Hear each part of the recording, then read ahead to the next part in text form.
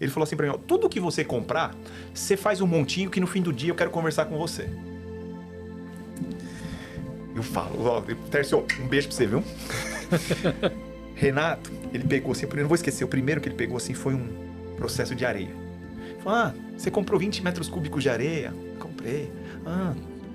Tantos fornecedores. Você conseguiu um desconto de 10%? Eu consegui. Tá bom, Bruno. Eu já feliz, né? Falei, passando, né? Nisso, né? Aí ele falou assim, Bruno, quantos metros cúbicos de areia a obra vai precisar? Eu, não sei. Ok. Onde ele vai usar essa areia? Não sei. Então por que você comprou 20 metros cúbicos? Porque ele solicitou. Então quer dizer que se ele solicitar pra você pular da ponte, você pula?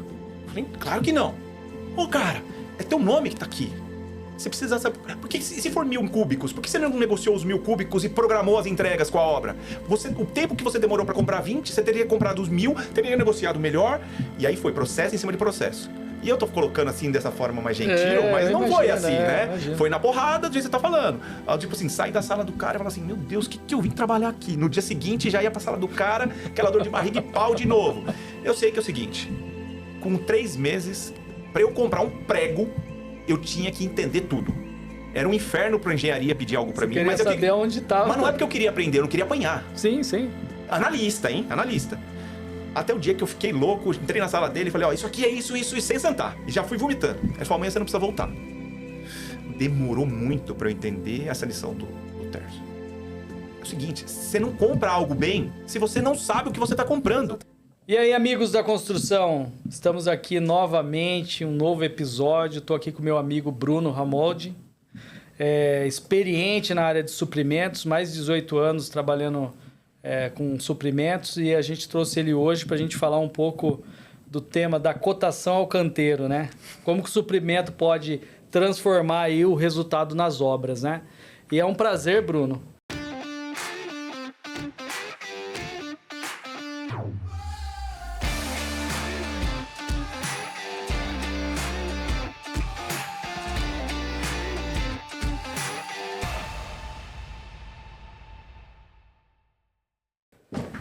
Ter você aqui conosco. Obrigado por ter aceitado esse... Prazer é todo meu, Renato. Sempre é bom estar contigo. Convite. Muito bom, cara. E para começar, né, que é o nosso intuito aqui, eu queria que você comentasse um pouco do Bruno, falasse um pouco do Bruno, como é que o Bruno veio parar na construção civil. Vai ser legal aí a gente dividir isso aí com nossos amigos aí. Bom, Renato, como eu te falei, é um prazer estar sempre com você, a conversa é sempre ótima. Legal. Eu estou há 18 anos fiz a maioridade esse ano aí na construção civil, em suprimentos, e eu cheguei de uma maneira super inusitada em suprimentos. Eu não sou engenheiro, eu sou formado em comunicação, aí fala, como é que um cara de comunicação Caramba. chega a ter essa trajetória de tanto tempo? Eu, na faculdade, estudava com um gerente de suprimentos de uma construtora. Eu era vendedor. Eu vim de um ramo de livros. Depois eu trabalhei em empresas de telefonia, sempre na área comercial. E ele falava, cara, vem trabalhar comigo. Eu falava, cara, eu sou vendedor. Eu não sou comprador. A história era assim. Então, sim. Nos formamos, continuamos amigos. E, Bruno, vem trabalhar comigo. E eu peguei uma época que eu estava muito ruim de venda, muito ruim. E depois eu fui perceber que eu não era dos melhores vendedores. No fundo, foi isso. E eu fui trabalhar com ele numa construtora chamada Costa Feitosa. E o mundo é muito, muito louco, né? Conheço a Costa. Conhece? Conheço. Foi cliente nosso há muito tempo. Hoje é que ela está num outro segmento que não encaixa muito o produto que a gente tem. Mas Pois é, eu comecei lá. E o Serginho, que era o gerente, e eu chamo ele assim carinhosamente, virou vendedor. Hoje ele é um vendedor numa empresa de piso chamada Alfa Piso, com o Jeremias, e tá lá vendendo e eu tô comprando nesse período. A gente inverteu as cadeiras, entendeu? Legal. E eu cheguei aqui, desde lá só em compras e adoro. Se tornou engenheiro só pela informação, né? Não dá para comparar uma engenharia com a experiência, mas dá para discutir bastante coisa. Legal, muito bom. E como que você explica a rotina invisível do Departamento de Suprimentos para quem não conhece esse universo da construção? Eu acho que a palavra invisível ela é muito importante mesmo, porque eu faço às vezes alguns questionamentos e até para os times comerciais. Você conhece como é que trabalha o teu departamento de suprimentos da sua empresa? E muita gente não sabe. É um departamento de apoio, então ele faz um trabalho totalmente estratégico de abastecer as necessidades de toda a empresa. Mas é um trabalho que ele não tem um destaque como uma área comercial, que você fez uma boa venda, ela vira um case, uma boa compra pode gerar um trabalho, uma retenção de custos, um saving, que a gente chama, muito grande. Mas ele não aparece da mesma maneira que uma área comercial. Então, é um trabalho de bastidor, e todo mundo que trabalha em suprimentos tem que entender isso. É uma área que os próprios profissionais de suprimentos tratam ela de maneira diferente. Então, é uma área que eu sempre brigo. Ela falta um pouco de identidade e eu brigo para que ela tenha essa identidade demonstrada. Sim. Eu fui num encontro outro dia e de vários heads de suprimentos. E aí era assim, eu sou diretor de suprimentos, eu sou diretor de compra, eu sou diretor de procurement, eu sou diretor de supply chain. Poxa, a área não tem nenhum nome. Vendas é vendas. Marketing é marketing. Suprimentos é supply, suprimentos, compra, procurement. E aí você vai colocando nomes. O que for mais gourmetizado, o cara ganha. Alguém que achar melhor naquela situação vai. E eu acho que isso é difícil, porque você perde um pouco da tua identidade. Sim. Aí você tem analista, você tem comprador, você tem especialista.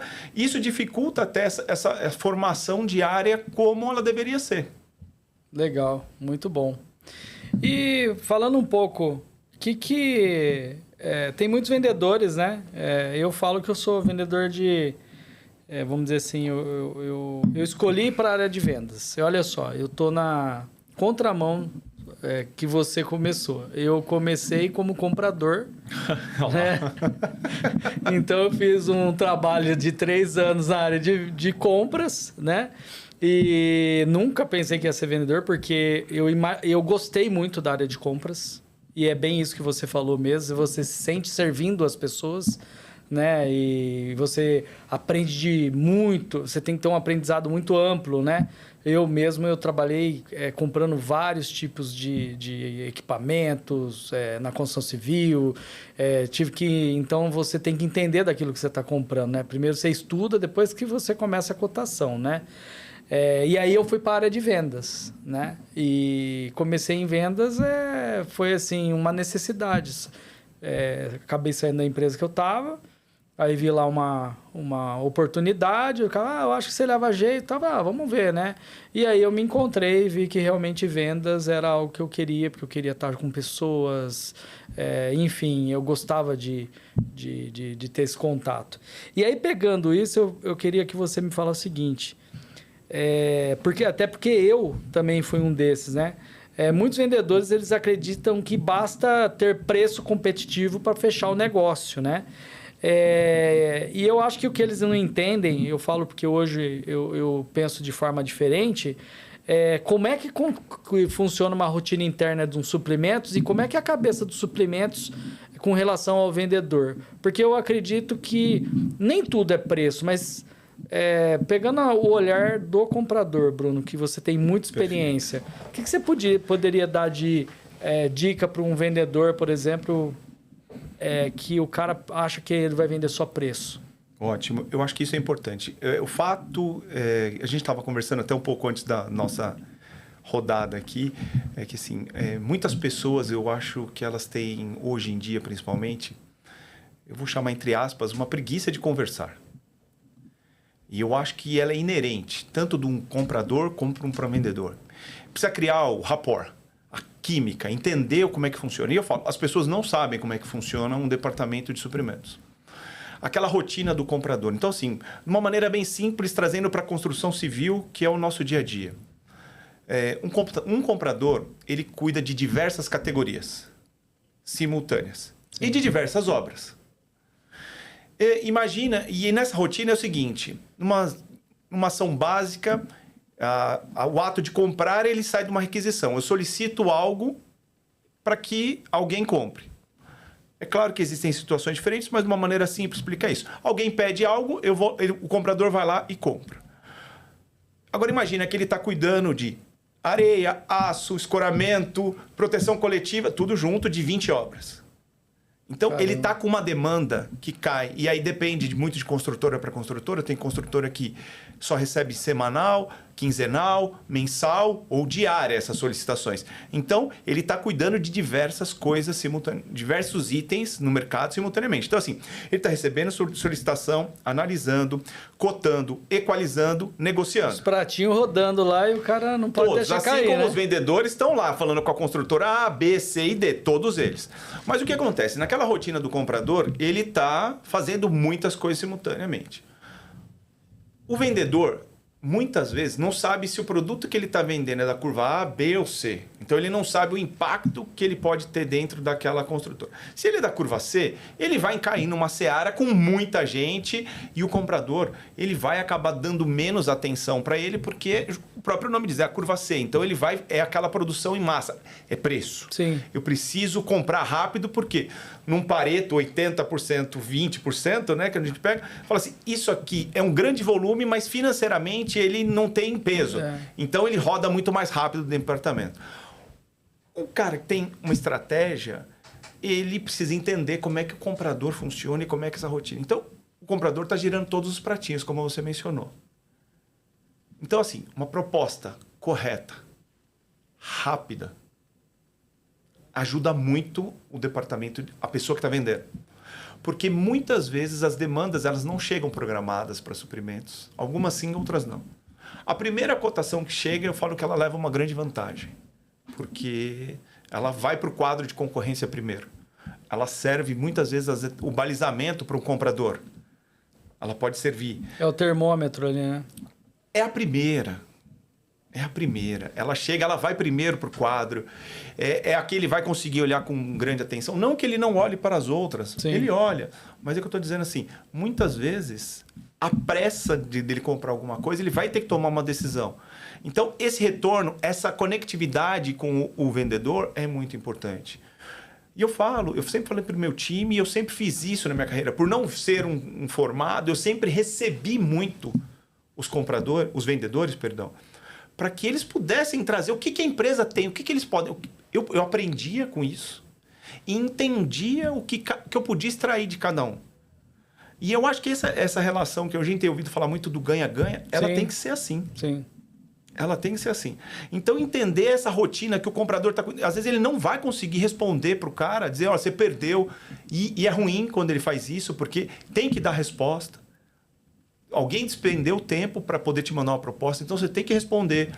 Só que é o que eu falo, aquela rotina intensa de um monte de coisa acontecendo, imagina, um comprador chega a falar, às vezes, com 15 vendedores num dia. Nossa. Facilmente. E aí, pegando esse gancho seu da proposta rápida, eu imagino o seguinte: se você está fazendo uma proposta, se você está querendo comprar um produto também, que você precisa resolver aquele problema rápido e aquele produto, o custo dele, no geral, não é de grande impacto onde você está no custo geral da obra, eu acredito que o cara que chega primeiro, ele acaba vendendo, porque se você quer tirar aquilo da frente e o preço está ali mais ou menos na média, você acaba fechando com ele. Depende da situação, né? É o que eu falo assim, todas as áreas que eu fiz, eu crio uma política de compras. E eu tenho que seguir essa política, porque senão você... Suprimentos é muito difícil, porque a gente lida com muito dinheiro que não é nosso. Exatamente. Então, ele tem que ser muito transparente. Então, imagina você comprando tudo com um preço só, não está certo. Então, assim, mas sim, você pode, às vezes, se for uma necessidade e você comprou esse item com um prazo muito curto, de repente você pode pegar a cotação anterior. Olha, o preço que veio, ele está aderente, ou ele foi mantido da compra anterior, e você poder liberar. É claro que isso são exceções, a gente não pode ser com isso, mas tudo depende da situação que você tem. Porque eu falo, às vezes você vai esperar chegar a 3 preços, o impacto disso não chegar no canteiro de obras é muito maior do que da própria compra. Então, isso tem que ser um processo muito transparente, compartilhado com gestores e até de outras áreas, para que isso não fique caracterizado como uma compra casada, algo nesse sentido. Sim. Mas ele tem que ser muito claro. E sim, muitos casos, as propostas que acabam chegando primeiro, às vezes chegaram 2. vai embora. 3. Então, assim, a gente sempre mínimo 3, né? Para você poder ter um balizamento. Mas entender como o comprador funciona é muito importante isso para o vendedor. Sim. Eu ontem tive um contato de uma empresa multinacional que infelizmente pediu um sigilo, eu não posso dizer. Sim. Pediu para que eu fosse na empresa, numa convenção deles, para poder falar justamente disso. Olha, como é que legal. funciona essa rotina?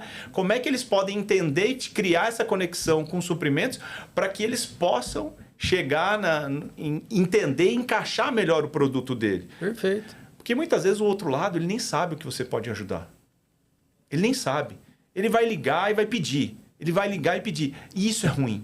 E eu acho que essa é a diferença de um bom profissional para um profissional mediano. É assim, eu preciso entender o que eu posso explorar de melhor de cada um dos fornecedores que eu tenho. E isso não é fácil, dá trabalho.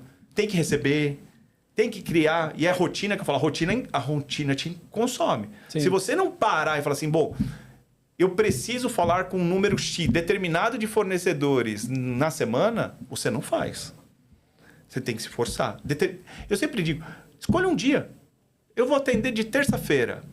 Escolha terça-feira, no período da manhã, receba 1, 2 fornecedores. Faça isso novo, sabe? Entenda, oxigene. Busque os estratégicos, né? Exato, entendeu?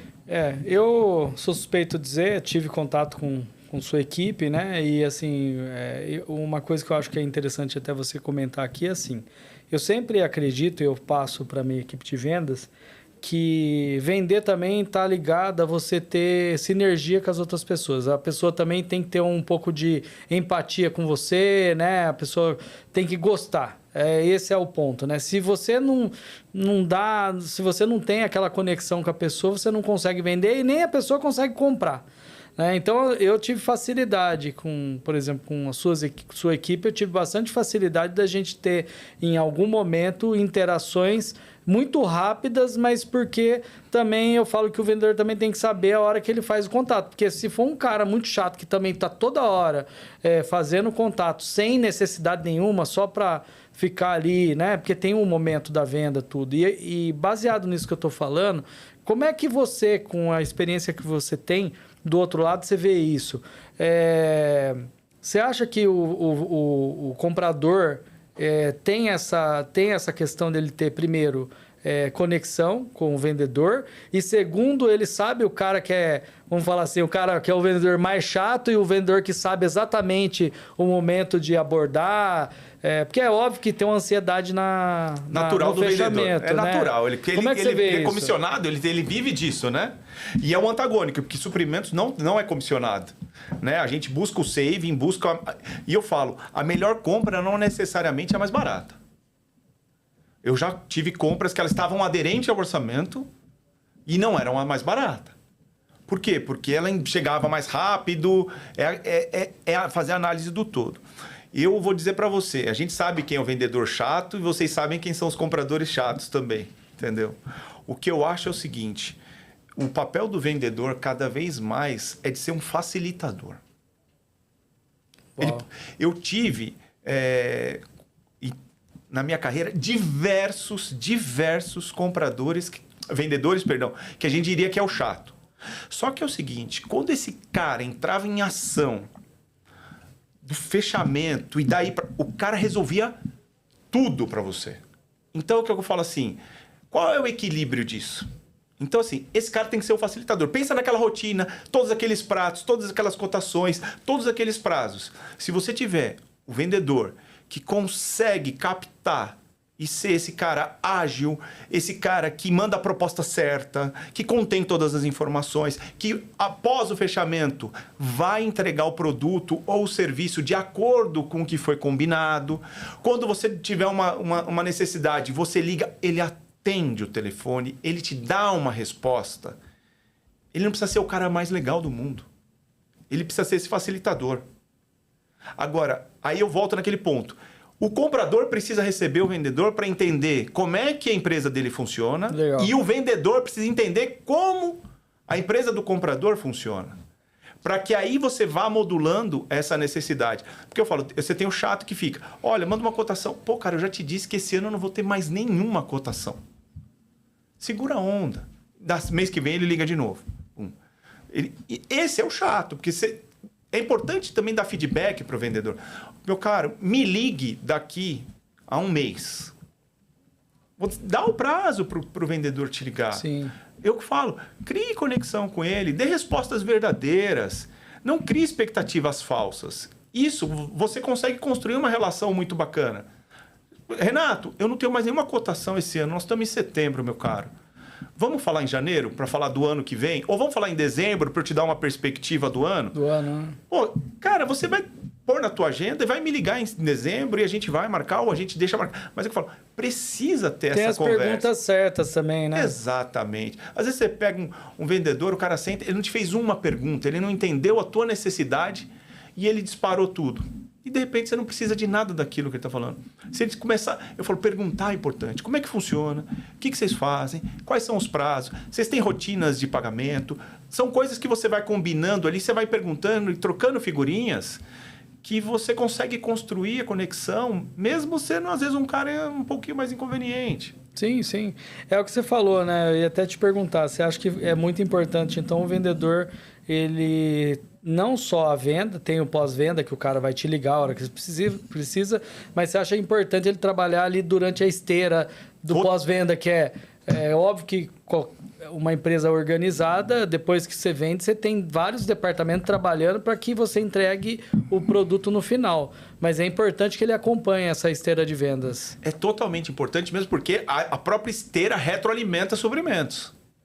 Quando a gente fala de uma rotina de suprimentos, a gente vai do processo de homologação da empresa, ver se ela está apta a fornecer, com questões documentais, legais, né? Porque a gente sabe que, infelizmente, no nosso setor tem muitas empresas que não são totalmente aderentes aos modelos. E ela fica competitiva? Fica. Só que é o seguinte, aí a gente faz a avaliação do fornecedor, gente. Como é que ele foi? Do momento da cotação até o término do serviço. Porque já pensou, você fez tudo bacana, no momento da entrega, o teu entregador chega lá na entrega e destrói tudo. Ou entrega o produto. Então, o que eu falo assim, a cadeia toda é avaliada.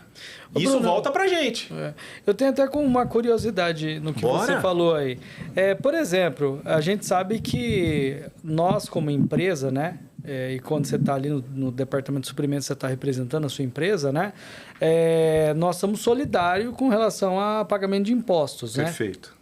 E quando você compra de uma empresa, que a empresa muitas vezes não paga de forma correta o imposto, se a empresa cair numa fiscalização, infelizmente quem compra dessa empresa pode cair numa malha fina, as pessoas não acreditam, mas pode. Acontece.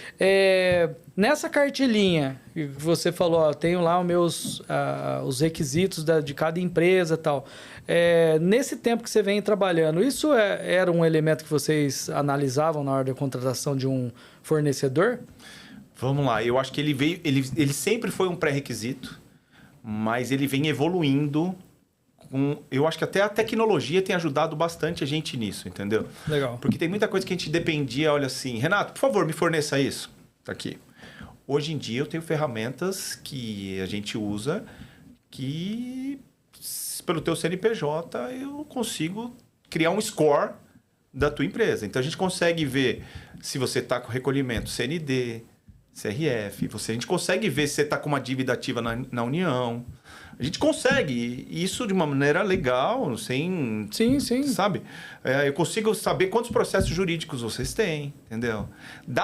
Existem meios tecnológicos que conseguem... E você consegue parametrizar os pesos. Olha, isso aqui para mim... olha, ele vai me fornecer um copo. Poxa, mas ele está devendo para a União. Qual é o risco que eu corro? Legal. Então, assim, olha, um risco que eu corro, assim, eu não estou comprando uma empresa... ela pode estar passando por um momento, mas assim, o que mais pode acontecer? Olha, ele pode ser bloqueado, não emitir nota fiscal e eu não conseguir receber o copo que eu comprei. É correto? Ele está devendo. Então, assim, aí você vai calibrando. Agora, assim, poxa, é uma empresa de mão de obra, que é de prestação de serviço especializado, que está dentro do teu canteiro. Se ele não conseguir emitir uma nota, ele não recebe. Toda aquela equipe que está prestando serviço, consequentemente, não recebe. Opa, eu preciso de mais atenção para o cara do copo ou para a empresa de mão de obra especializada. Entendi. Então, assim, você consegue parametrizar o sistema, por exemplo, para olhar esse tipo de situação. Poxa, ele não está pagando os fundos de garantia do pessoal. Você tem o percentual de risco, né? Que vai te complicar, né? Exatamente. Então, assim, hoje a gente com tecnologia consegue depender menos da informação. Já pegamos, claro, nesses 18 anos eu já peguei documento falso. Eu acredito. Entendeu? Você encontra de tudo, entendeu? Nós tivemos aqui conversando com um advogado da área de segurança, né? Que está acostumado já com documentação, e ele contou bastante coisa aqui para nós de certificação que o cara só assina ela e não faz o curso.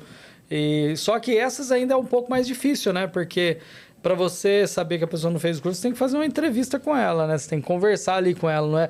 Agora, se você olhar só documento, às vezes o documento passa, porque a instituição é credenciada, tem toda a documentação que você pede, só que no final a instrução do colaborador é que não foi a melhor, né? Hoje em dia, que eu falo, então assim, eu sempre acredito, eu sou de boa fé, eu acredito que as pessoas não estão querendo lesar ninguém, mas assim, a gente tem que ficar atento. Infelizmente, tem pessoas que não são de boa fé. Sim, e isso não está estampado no rosto, né? E aí, pro gestor que está realizando essa compra, ele tem que ser muito frio nessa hora. Com certeza.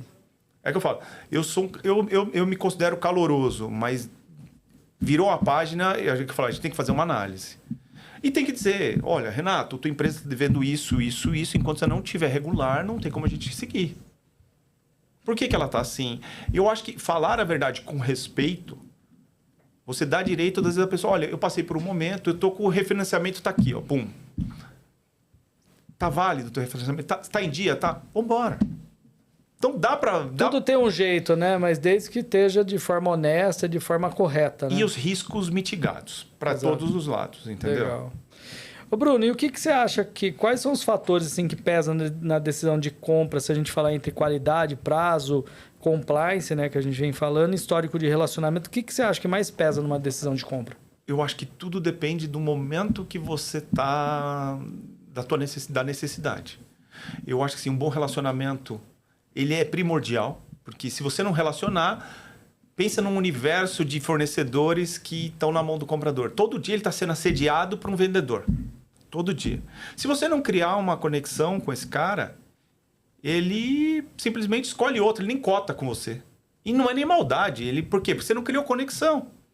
Ele está naquela rotina, ele pega... Quem são os fornecedores que estão habilitados, homologados? Esse. Pum, soltou, chegou, fechou. Então, assim, o relacionamento é importante. Qualidade. Se eu comprar algo que não tem qualidade, eu digo que é uma compra só. Então, assim, eu acho que é um mix. Você tem que ter relacionamento, preço, qualidade. E quando eu digo preço, é o preço certo. Quando você consegue unir tudo isso, você consegue ter um fator de decisão. Se você for olhar só um ponto, a tua compra, eu falo, a compra é burra. Eu vou olhar só preço. Tem momentos que sim, você vai ter que pagar menos por algo. Tem momentos que eu posso pagar. E eu falo, aí o relacionamento é bacana. Renato, esse momento aqui eu estou super apertado, estou nessa situação. Renato, aqui deu, vamos embora, entendeu? Eu acredito muito, e aí eu acho que é um problema de comprador isso. E eu aprendi isso de uma maneira muito difícil em Manaus. O fornecedor, ele tem o poder de escolher também. Eu falo que a gente está aqui no jogo de cartas, eu estou com mais informações do que o fornecedor naquele momento. Mas ele pode escolher se ele quer fornecer para mim ou não. E eu acho que isso é importante. Essa história de Manaus é muito maluca. Eu ia uma vez por mês para Manaus. E aí a gente tinha um edifício e eu tinha uma estrutura metálica no topo desse edifício. Cheguei para minha equipe lá e falei, como é que tá? Não, a gente tá cotando. Ok, tá cotando. Falou tudo, tá tudo bem, tá tudo bem. Pô, volto depois de um mês lá. Cara, e aquela estrutura metálica? Não voltou a cotação. Eu falei, não é possível. Nossa. Não é possível. Peguei o telefone e liguei pro cara bravo, acostumado com São Paulo, né? Que a gente liga e é rápido. O rapaz falou assim, olha, eu tô percebendo que você não é daqui. Eu falei, é verdade, eu sou de São Paulo. Ah, o senhor é de São Paulo, tá bom. Meu querido, aqui em Manaus só eu faço isso. Tá aqui na fila de orçamento. Se você quiser aguardar, você aguarde, senão você traz de São Paulo. Caramba. Manaus. Naquele momento eu entrei forte, eu tive que desacelerar e falar, não, eu só te liguei para te conhecer. E aí é claro que ficou uma conversa ruim para mim, eu desliguei o telefone e não acreditava. Mas aí foi importante para mim que é o seguinte, cara, ele tá escolhendo se ele vai fornecer para mim ou não. Só ele faz aquilo. Tudo bem, nós estamos falando de uma situação extrema, mas não é. Você pode escolher hoje se você quer abrir uma construtora nova ou ficar com os clientes que você tem. Sim. E uma construtora nova, você pode dar uma condição especial para tentar trazer ou não, mas é uma escolha. E os compradores têm dificuldade de entender isso. Por isso que eu falo, é uma relação que você constrói com o vendedor, com as empresas. E não é pelo WhatsApp. É tanto venda como compra, né? Tanto a venda, o departamento de vendas como o departamento de suprimentos, a primeira coisa, no meu ponto de vista, né, você tem que segurar seu ego. Se você for um cara de ego alto ali, primeiro que a hora que você, né, tanto o vendedor que quando iniciei em vendas, eu peguei uma época mais parruda, né, porque eu comecei em vendas ali final de 2000. Então ainda eu peguei uma geração antiga que o cara batia o pé e falava grosso para ver até aonde você ia aguentar. Porque ele falou assim, pô, se na primeira vez eu bater de frente com esse cara, falar grosso com ele sair fora e não voltar mais, eu já sei que a hora que der um problema na obra, esse cara vai ser o primeiro a fugir. E isso eu só vim saber, 2, 3 anos depois que eu abri cliente na época, que os caras era casca grossa, né? Bruto. E aí depois eu pegava amizade com os caras, a gente ia fazer churrasco, marcava bares de sexta-feira, né? E aí, depois de muito relacionamento, eu falei, cara, você era um cara chato no início, grosso e tal. Eu falei, mas é proposital.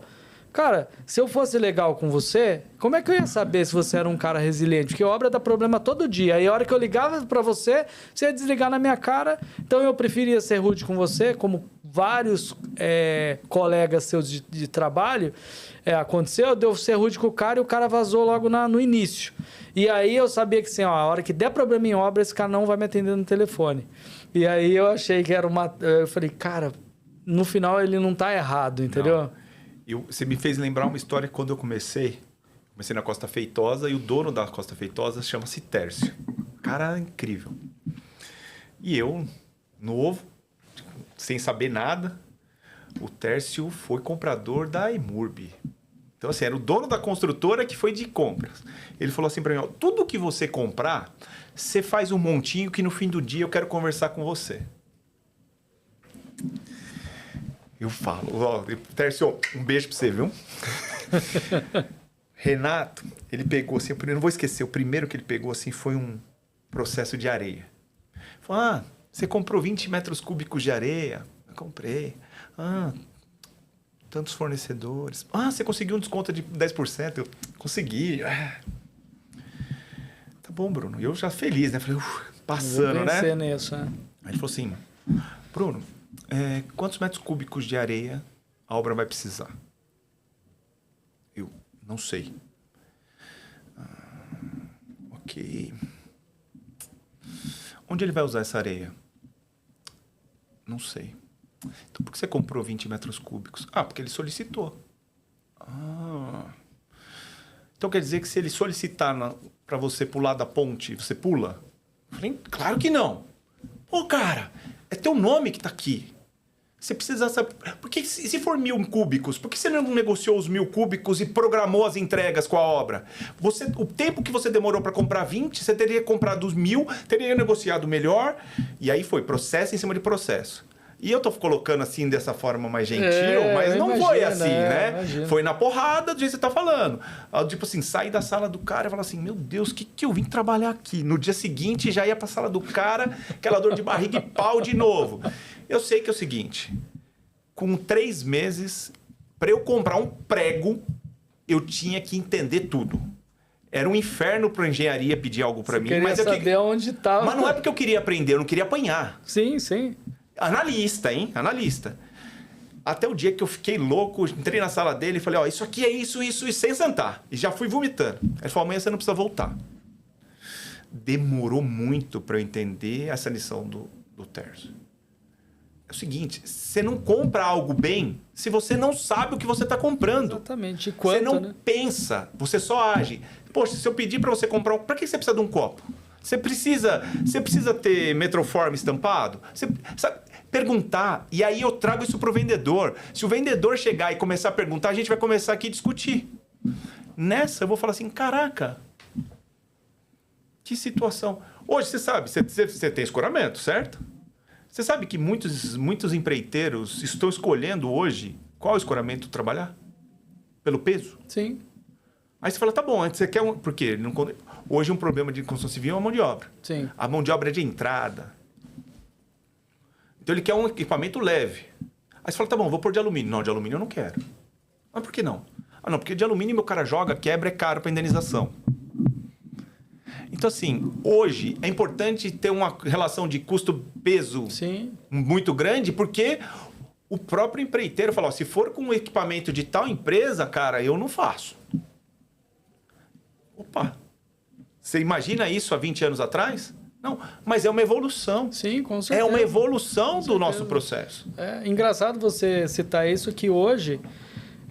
aliás, essa semana a gente estava lá na empresa discutindo justamente isso, porque quando a gente vai criar um sistema novo, ou mesmo que for um acessório, a gente tem o maior cuidado de entender quanto aquela peça vai pesar. E quanto que ela vai custar se precisar indenizar? Vocês conseguem fazer essa relação de custo-benefício também? Também, porque o que acontece? Primeiro, que se a peça for muito pesada, aí começa a ter problema na obra. É isso aí. Entendeu?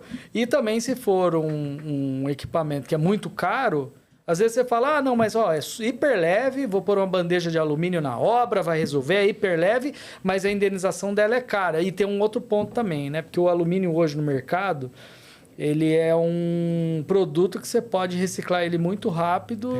Então, assim, o cara rouba e, assim, é descarado, né? Então, você tem que tomar um baita cuidado, né? Aí você já deve ter trabalhado com as vigas H20 de madeira. É mais leve? A H20 hoje é 5 quilos por metro. Só que o pessoal de carpintaria adora ela porque ele serra ela e ela cabe em qualquer lugar. É isso. E aí, na hora que chega lá no final da obra, a indenização é absurda, porque hoje a indenização de uma viga de madeira é quase que uma viga de alumínio, dependendo do fabricante. Eu comecei trabalhando, quando eu comecei como comprador 18 anos atrás, a gente comprava cedrinho. Hoje não tem mais. Cedrinho. Então, assim, fala assim, a madeira ficou cara. Então, é isso. Como é que a gente equilibra tudo isso? Todas essas frentes. E aí, é o que eu falo, eu tenho um cara lá dentro da equipe que contrata a mão de obra e o outro que contrata escoramento. Se esses caras não se falarem... Não se conversar, complicou. Dançou. Você entendeu? Ou você tem um gestor que está fazendo essa dança lá atrás, que é o coordenador e o gerente, orquestrando tudo isso. Só que é o que eu estou falando, 20 obras acontecendo, tudo isso junto. Então, assim, os prazos nunca vêm com prazo para todo mundo, sempre está todo mundo apertado de prazo. Certeza, então, assim, e a gente está falando de equipamento. Se você não planejar um equipamento, você tem o equipamento pronto? Não tem. Então, assim, é um balé muito interessante para você orquestrar. Sim, ali. Com certeza. E tem um fato até interessante. Já aconteceu comigo, tá? Não comigo, mas com o vendedor. E aí a gente com experiência tem que entrar, né, no contexto. Já aconteceu de eu estar fechando uma obra, o cara não fecha porque o equipamento dele é todo metálico. Mas por quê? Porque o cara fez várias obras com equipamento metálico, mas de outras empresas, porque tem uma variação de peso por metro cúbico absurdo no mercado, né? E aí o cara, eu queria fechar com você, porque você já tem todo o portfólio, né? Em vez de eu colocar 2, 3 empresas na obra, eu coloco uma só que o empreiteiro não quer. Eu falei, faz o seguinte, quem que é o empreiteiro? É o fulano e tal. Esse cara eu não conheço, mas faz o seguinte, traz ele aqui. Passa o contato dele para mim que eu vou ligar para ele. E o cara tava numa obra até aqui em Pinheiros, e aí eu fiz contato com ele e tal, falando, já falei para ele. Falei, fica tranquilo. vamos fazer o seguinte, me dá a oportunidade de almoçar com você, e aí a única coisa que eu vou onde você vai, onde você tá, eu vou te pegar, nós vamos lá na empresa, eu vou mostrar o equipamento para você, sem compromisso nenhum. E eu já tinha conversado com o pessoal lá na empresa para deixar o negócio montado, para ele entender o que era o conceito do nosso equipamento. E aí ele aceitou, tal, eu fui pegar ele, foi lá na empresa, e aí eu fui apresentar o produto que a gente tinha interesse de pôr na obra, metálico, né? Mas a gente trabalha essa questão de peso. Cara, quando ele chegou lá e ele pegou as vigas, que eu tenho um sistema que a viga pesa 5 quilos, metálico. É o mesmo o peso da alumínio e o mesmo peso mais ou menos da H20. Só que o que acontece? Aço não é tudo igual. Às vezes você paga um pouco mais caro no aço, ele é um aço com uma composição diferente, então ele oferece uma resistência diferente. Cara, depois que o cara viu aqui, não, mas isso aqui eu aceito, para mim é normal. Eu falei, então você precisa falar para a pessoa lá, porque você rejeitou. Só que olha só, aqui ó, é tudo metálico, você não vai ter a indenização, ó como o equipamento é robusto, se for lá com alumínio, enfim. Não que o alumínio seja ruim, não. Mas enfim, eu tenho que vender, né? Eu tinha que mostrar para ele que não era o que ele estava imaginando. Ele falou, poxa, mas trabalhei numa empresa que o peso da viga era quase 27 quilos, e aí eu precisava de 2 caras para carregar a viga. Eu falei, pois é, aqui ó, 4 metros de viga, uma pessoa carrega tranquilo. Mas aí que eu falo, olha só a frente que a gente acabou saindo aqui. O comprador fala com quantas empresas você tem de concorrentes? Eu vou lembrar umas 10 fácil, entendeu? Todos eles vão defender o produto dele e eu acho que é inerente, é legal. Você acha que o comprador sabe o peso de todo o material? Imagina. Não sabe. Ele recebe um projeto, ele recebe uma solicitação de escoramento e põe no mercado. Cara, equalização de escoramento é uma das mais difíceis para o time fazer. Mais difíceis, porque cada um orça um material de um tempo diferente, de uma quantidade diferente, é preço por dia, aí você vai recolher, cobra peça dia, você paga... Cara, é uma bagunça. É complicado. É uma bagunça, entendeu? A indenização, aí você tem que equalizar a indenização, tem que entrar na equalização e indenização, porque vai descontar do empreiteiro, mas você quebra o cara, de repente, entendeu? Sim. Ninguém tem um estalo, que às vezes é mais fácil você ter um funcionário cuidando de escoramento na obra do que correr com o risco da indenização. Um cara que guarda... Um gestor cuidando de equipamentos, não só de escoramento, mas no geral, isso cria uma economia na obra absurda. Exato. E aí uma coisa que você falou que também é super importante, às vezes, para o canteiro e para o comprador, é a possibilidade de ter um ponto focal com diversas frentes de trabalho. É claro, se você pensar nisso... Tem um lado que a gente sempre procura não colocar todos os ovos na mesma cesta. Sim, com certeza. Mas é que eu falo, você vai estar com proteção, você vai estar com SLQA, vai estar com escoramento. Dá para seguir, entendeu? E, tô com problema, liga pro Renato. Não tô com problema, liga pro Renato. E a gente tem um ditado em suprimentos, né? Se ninguém ligou para reclamar, tá indo tudo bem. Tá indo beleza. Porque ele não vai ter tempo de te dar, às vezes, um feedback. Como é que a gente vai pegar o feedback? Na avaliação. Se a avaliação veio ruim, a gente já vão ter ligado antes. Se a avaliação veio boa, opa, vamos seguir nessa linha, entendeu? E aqui a troca com o vendedor, entendeu? Legal. Ô Bruno, e como que você, na sua visão, de que forma um departamento de suprimentos bem estruturado pode impactar no resultado e numa previsibilidade da obra, assim? Eu tenho um ditado que eu falo assim, suprimentos é a primeira defesa do caixa. Porque é o seguinte, eu preciso comprar.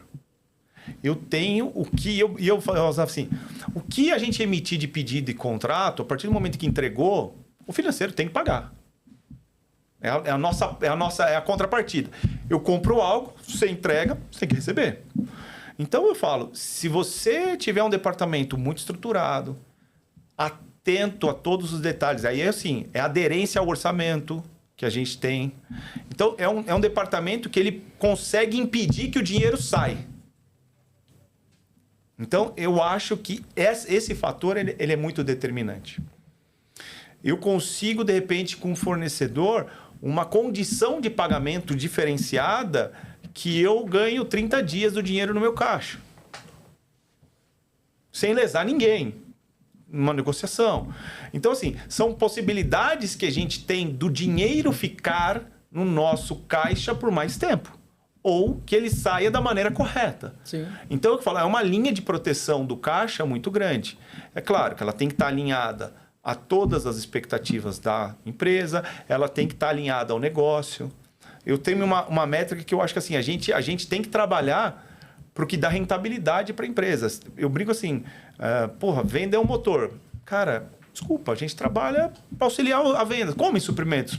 Do jeito que tiver que ser. É engraçado você falar isso, porque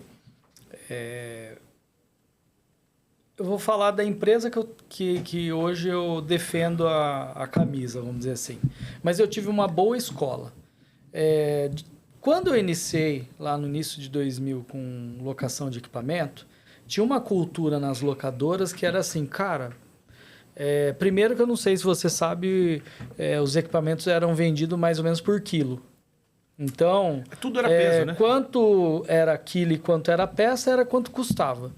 Então, o que acontecia? Às vezes, o cara nem fazia o projeto direito e já mandava... E tem empresa grande que fazia isso. Grande, mas muito. Nem para pensar, né? Manda 3 caminhão lá. Era legal, porque você tem lá 3 caminhão de material na obra, você consegue já dar uma puta dinâmica. Na época, a mão de obra era mais tranquila, então... o cara tinha facilidade de ter o material. Só que o que acontece? Como ele pagava em quantidade e em peso, quanto mais equipamento eu enfiava na obra dele, melhor era. Né? Só que o que acontecia? E por que eu estou falando de uma boa escola? Porque eu tive um diretor que era muito bom. Aliás, eu acho que ele era um cara visionário. Porque ele falou assim, cara, a gente não pode colocar equipamento na obra antes de saber o que o cara vai fazer, o que ele vai precisar. Por quê? É muito bom ter fartura de equipamento e é muito bom que o cara me pague. Só que tem um problema. Quando você tem muito equipamento e o equipamento não está em total utilização, ele se perde. Se ele se perde, vem indenização no final da obra e aí eu perco um cliente por causa de uma indenização que você não ganha dinheiro. Exatamente. E aí, ao longo do tempo, eu fui trabalhando nessa empresa e depois me associei à Metroform junto com o Thiago. E lá, por exemplo, na Metroform, a gente não entrega para o cliente o que a gente sabe que ele não vai precisar. Por quê? Primeiro, para ele não ter excesso de equipamento em obra. Porque excesso de equipamento em obra parece bom, mas não é. Porque você dá dúvida para o cara que vai montar qualquer coisa. Não, e quantas vezes eu fui em obra e eu falava assim, por que esse equipamento fitado? Tá fitado aqui, não está em uso. O equipamento chegou na obra, ele tem que estar em uso. Eu estou pagando por dia. Exatamente. Não, a gente pediu antes. Cara, então assim, essa cultura tem que ser cortada mesmo. A gente tem que ser o mais just in time possível. Antigamente a gente nem trabalhava, para você ter ideia, a gente não tinha... Hoje eu tenho um PCP, um PCM dentro da empresa, que ele liga nas obras para entender qual obra que está devolvendo, para mim não ficar também produzindo equipamento à toa. Então, eu geralmente, quando eu fecho uma obra sua, eu já tenho previsibilidade de uma outra obra que está voltando. É óbvio que, como eu tenho fábrica, eu tenho facilidade de fabricar. Então, se aquele time que eu achava que ia voltar o equipamento, de repente teve um atraso, que a gente também tem previsibilidade, porque quando você liga para o cara, fala, eu estou vendo aqui o seu fluxo financeiro...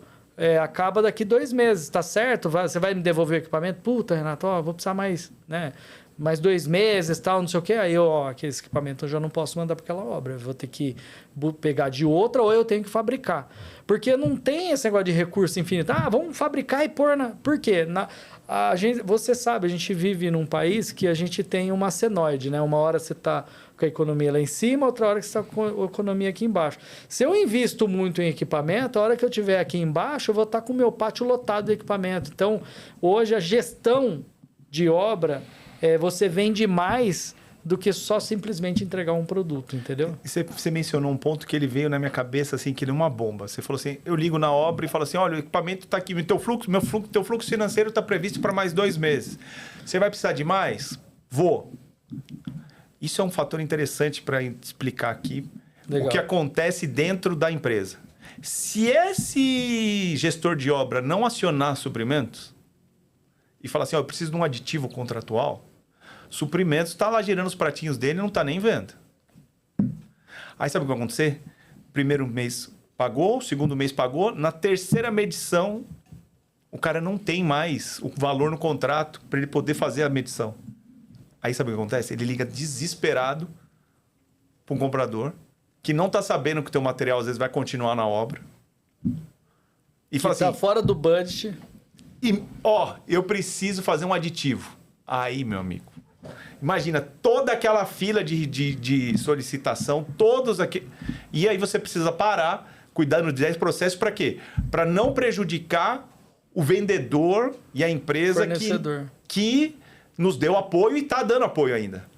E aí para-se tudo e coloca algo emergencial na frente. E aí todos os processos acabam sendo atropelados. Então, na rotina ainda tem esse tipo de situação. Muitos gestores se programam, mas sempre tem um que às vezes... E a rotina acaba consumindo ele de uma obra, a gente sabe como é. Mas acontece. Então, assim, eu sempre brinco, um vendedor que está sempre antenado, na hora que ele fez esse follow-up e viu, ele já acionou os suprimentos. Bruno, olha, sabe que nem os contratos? A obra que sinalizou que vai precisar ficar com 60 dias, o próprio comprador faz o... Olha, recebi a sinalização aqui, vai ficar mais? Vou. Vamos fazer o processo já para rodar? E ele já programa e coloca isso numa esteira para não impactar. Porque eu falo, a gente não tem o direito de errar com quem está ajudando a gente. E quantas vezes aconteceu isso? Para tudo, sai correndo, lança o contrato. E aí, tem que assinar aditivo. É a minha minuta ou é a tua minuta. E você tem que vender ainda dentro da empresa, porque você está pagando um pouco a mais, né? Porque você estava previsibilizando e aí, 12 meses, você precisa de 14, aí você ainda vai ter que convencer alguém. Não, né? aí a gente volta a todo o processo. Aí você tem que pegar validações. Olha, estou estourando, não estou, porque a dita... E aí isso pode demorar e impactar numa medição. Então, é super importante. E a gente volta no quê? Na linha compras e vendas estarem muito ajeitadas. Não quer dizer que às vezes o cara ligou e está sacaneando um cara da obra. Não tá. Ele só sinalizou, olha, vai ficar mais, meu equipamento vai ficar mais. E suprimentos tem que entrar ajudando nesse sentido. Eu sempre converso com o pessoal lá, a gente tem, né, por conta da previsibilidade do equipamento, e a gente sempre usa o fluxo, porque eu tenho um CRM lá, então no CRM eu tenho prazo, que a gente já meio que combina com a obra, para me entender qual que é o prazo da obra e das etapas, e eu tenho a parte financeira. Então, quando eu tenho uma média de faturamento, geralmente 60 dias antes a gente já está ligando, não só pelo financeiro, mas porque eu quero entender também quando que aquele equipamento vai voltar para mim ver se eu posso encaixar num outro projeto, entendeu? Não, e é importante também colocar aqui o seguinte, quando eu faço uma contrato, tá lá uma cláusula, fala, olha, minha obra que vai te acionar. Então, assim, você vai ter uma curva de fornecimento que ela é prevista. Você vem com um pouquinho, vai aumentando, chega no teu... E depois você tem que diminuir nessa curva. Sim. E muitas vezes essa curva ela não diminui, ela vai cheia, e de repente ele liga e fala assim, eu preciso te entregar 3 carretas amanhã. Poxa, amanhã eu não consigo receber 3 carretas. Aí o que ele faz? Liga para o suprimento. Ô, suprimento, eu quero devolver o equipamento, cara, e os caras não conseguem me receber, cara, me ajuda. Aí o cara liga lá para você. Quantas vezes, hein? Não, com certeza. Arruma uma agenda aqui, me ajuda, não sei o quê. E aí é do jogo. Mas eu falo, a organização toda, ela tem que funcionar muito bem. Para que eu falo assim? Porque eu falo, de repente funcionou tudo bem. Na entrega, o engenheiro da obra fica bravo, não quero mais a Metroform porque eles não aceitam receber. Poxa, mas aí você vai entender, não é que você não programou no prazo que ele pediu de 72 horas. A gente até... É importante, é legal isso que você falou, porque assim, nós lá a gente faz reuniões mensais para entender também essa parte de dor do cliente, né?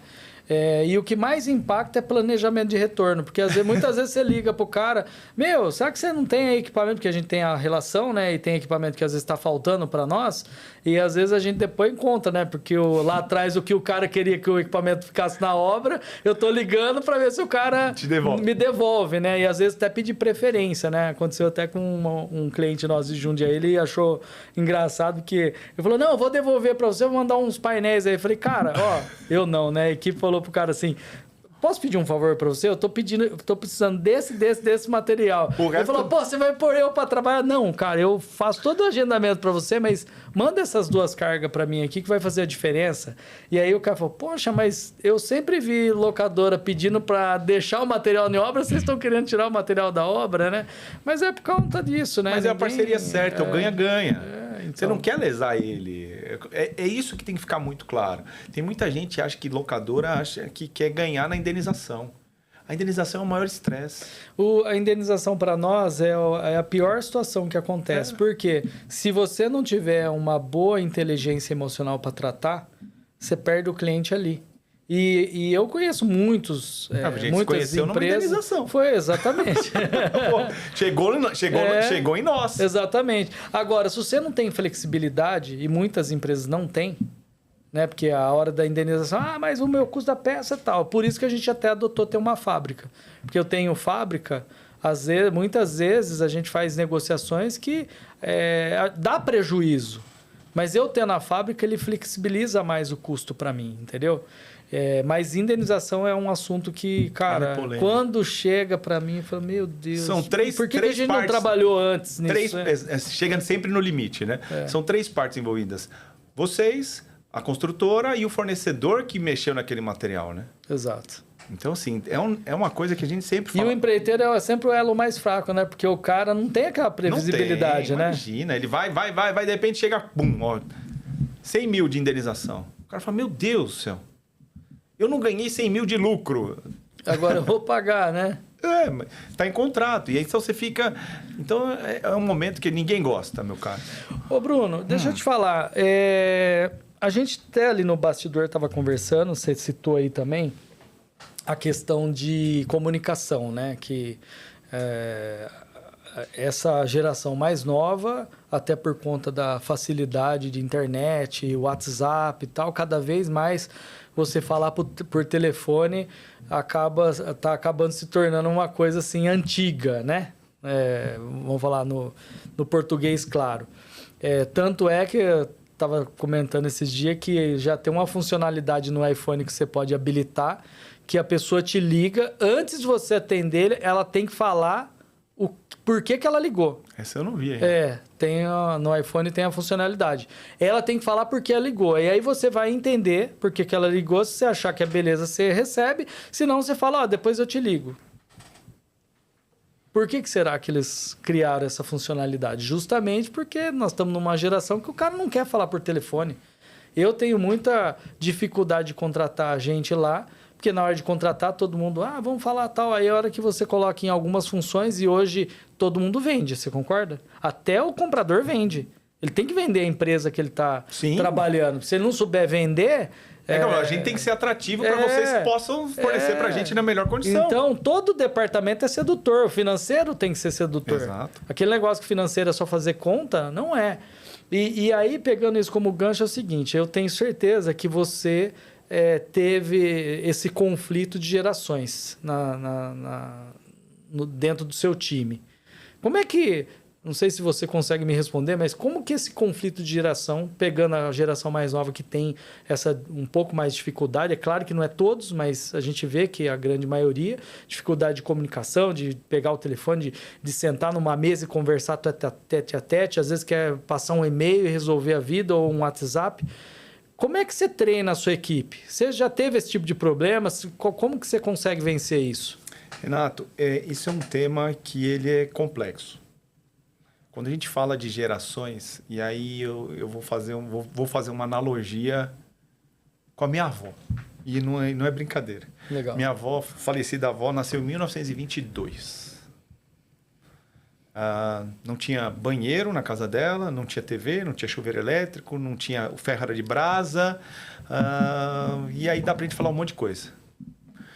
E aí eu lembro que minha avó, com seus 85 anos, eu falei, vó, era melhor antigamente? Ela falou, não, de jeito nenhum. Hoje é muito melhor. Eu acho que os conflitos geracionais, eles sempre existiram. Nós já tivemos a idade desse pessoal e a gente entendia que o jeito que a gente fazia era o certo, mesmo sem fazer nada. Eu lembro com 18 anos, descendo a serra, eu num carro, meu pai atrás, e eu entrava nas curvas errado. E aí meu pai, filho, toma cuidado, você tá entrando na curva, não sei o quê. Eu falei, não, é tangenciando, pai. Sabe, tipo aquelas coisas de jovem. E aí, que tangenciando. Depois você olha pro passado e fala assim, meu Deus, que besteira, né? Então, o que eu acho? Eu acho que é inevitável essa transição. Não tem jeito. Não tem jeito. Eu sou do telefone, eu pego e ligo. Então, assim, trocou 4, 5 mensagens, eu telefono. Tem coisas que eu prefiro que a pessoa, ou se o tema é sensível, eu te falei isso, ouça a minha voz do que veja uma mensagem. Porque a mensagem, depende do teu estado de espírito, você interpreta de um jeito. Sim, sim. Mas ela é inevitável. O que eu tento fazer com o meu time? Eu sempre tento levar o meu time junto comigo quando eu vou nas reuniões. Principalmente os menos experientes. Então, tô um gerente, e ele tá lá ouvindo. Como é que isso está sendo conduzido? Se sair uma solução, depois que termina essa reunião, a gente bate um papo. Olha, você viu esse ponto, como pegou? Para que ele possa entender que ele pode usar a tecnologia e ela está aqui para ajudar a gente. Exatamente. Mas tem coisas que é o olho no olho. E aí tem uma questão nossa de latino, que é do toque, de estar com a pessoa. É muito importante isso. E a gente não pode esquecer disso. Entendeu? É claro, as ferramentas ajudam, mas o contato pessoal é inevitável, na minha opinião. Agora, sim, é inevitável também que essa geração é muito mais tecnológica que a gente. E é isso que você tem que acompanhar. E é evolução. Essa é a evolução. A minha filha, outro dia, viu um telefone de disco na casa da minha mãe. Minha mãe tem lá guardado um telefone de disco. Ela perguntou o que era. Minha filha tem 14. Eu falei, isso é um telefone, eu juntava o telefone assim. E antigamente a gente botava um cadeado aqui para não ligar e a gente ficava apertando, você lembra disso? Lembro. Tinha um código Morse. Exatamente, para poder burlar o cadeado. Então, assim, hoje minha filha tem telefone.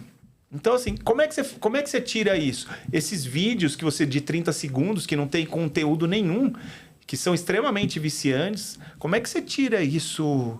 Esses influenciadores que tem uma profissão, que o cara tá lá... Quanta gente está vendo um universo muitas vezes fútil, sim, mas que movimenta milhões. Você não tem como tirar isso. Não tem. Como é que a gente traz isso para o nosso dia a dia? Como é que a gente traz isso para nossas empresas, para as pessoas que estão lá com a gente? Eu acho que esse é o ponto, porque a gente não vai conseguir mudar e para a gente essa geração está errada e para aquela geração nós estamos errados. Nós estamos errados. E a que vier vai falar a mesma coisa e se a gente fizer isso, eu penso muito nisso, essa questão de mão de obra, principalmente no nosso setor, eu tenho olhado com muita atenção e aí é que eu falo, não é só no campo, é no escritório. As pessoas têm hoje muito mais dificuldade em conversar do que tinha antigamente. Eu era criança, a gente brincava na rua. Quantas vezes eu vejo crianças sentadas juntas no prédio, todas com o celular, todas com a cara no celular. E sem se relacionar ali. Se relacionando no jogo que todos estão jogando juntos ali. Eu falava, caraca. É isso mesmo. A dificuldade que eles têm de interagir com outras crianças... O fato das escolas terem tirado o celular, eu acho que vai ajudar um pouco essas crianças. Mas hoje a gente convive com uma geração que prefere falar pelo telefone, pelos aplicativos, do que ter esse tipo de conversa, sim, entendeu? Eu estava vendo até uma matéria esses dias que já tem escolas, olha só, já tem escolas, até no Brasil, que elas... são escolas caras, num padrão antigo, e porque grandes empresários eles estão colocando os filhos para estudar de uma forma analógica. Para quê? Para o cara primeiro aprender no analógico, porque o analógico faz você ter uma capacidade de interpretação melhor, porque você tem que ler, você tem que interagir, você tem toda uma parte lúdica, né, de aprendizado, que o celular, um computador, infelizmente, acaba roubando isso da criança, né? Então, você vê que já tem estudos e já tem escola que está voltando ao modelo analógico para criar um equilíbrio, que não quer dizer que essa criança não vai ter acesso com um computador e nem com um celular, mas quer dizer que ela vai ter acesso ao estudo analógico que nós tivemos e que hoje talvez a gente consiga flutuar melhor, né, fasear melhor, justamente porque a gente teve ali uma parte nossa que a gente teve eu senti totalmente da transição, analógico, né? Eu fiz curso de datilografia. Eu também. SD, FG, espaço. E no meu caso ainda burlava, comprava o branquinho lá e voltava para poder, pois você tinha que entregar. A gente tinha lá, eu tenho o curso de datilografia, não sei quantas laudas por minuto, então assim, eu fiz isso. Então assim, eu lembro que o primeiro computador da minha família a gente comprou no consórcio, foi uma coisa assim. Então, assim, a gente é justamente essa transição. Mas eu falo, nossos filhos já nasceram. Hoje eu tenho na minha equipe pessoas que têm 20 anos. Pô, eu trabalho desde os 15. Sim. Então, assim, não tem jeito. Essa galera, ela vem diferente e eu tenho que extrair desse capital humano o melhor. E eles têm muitas coisas que eles são muito mais ágeis do que a gente. Rápido, né? Então, é o que eu falo, eu acho que esse mix, a gente tem que ter esse mix de pessoas, mas é difícil, porque a gente pensa e fala assim, o que me trouxe aqui na posição que eu tô hoje, eu não sei se eu fizesse igual hoje, eu chegaria no mesmo resultado. Eu recebi cotação por fax. 18 anos, hein? Não estamos falando muito tempo. Chegava a cotação por fax. Então, assim, será que se eu pegasse a mesma receita que eu fiz há 18 anos atrás e aplicasse ela hoje, eu teria o mesmo resultado? Eu não consigo te dizer isso. É muito difícil mesmo. É muito diferente, é muito rápido, tudo mudou muito, entendeu? Pegando isso como gancho, vendo hoje, quais são, você acha que os principais desafios de mão de obra que você observa na construção civil hoje? Bom, hoje a construção civil, e aí tem vários estudos nesse sentido, hoje a idade média de um canteiro de obras é de 41 anos. Ela é alta para um trabalho, para um trabalho pesado. Pesado, né? Pesado. E hoje, quando a gente fala de problema de mão de obra, um dos maiores problemas é a mão de obra de entrada, que é o servente, o ajudante, Sim. que é um funcionário que ganha entre R$ 2.500 e R$ 3.000. E aí você tem diversos fatores.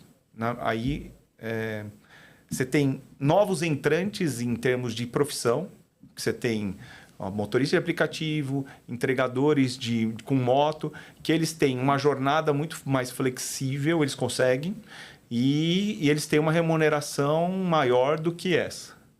A gente tem um outro fator que é um preconceito com a nomenclatura. O servente, ele se sente menosprezado com toda essa tecnologia, com tudo que acontece, ele não quer.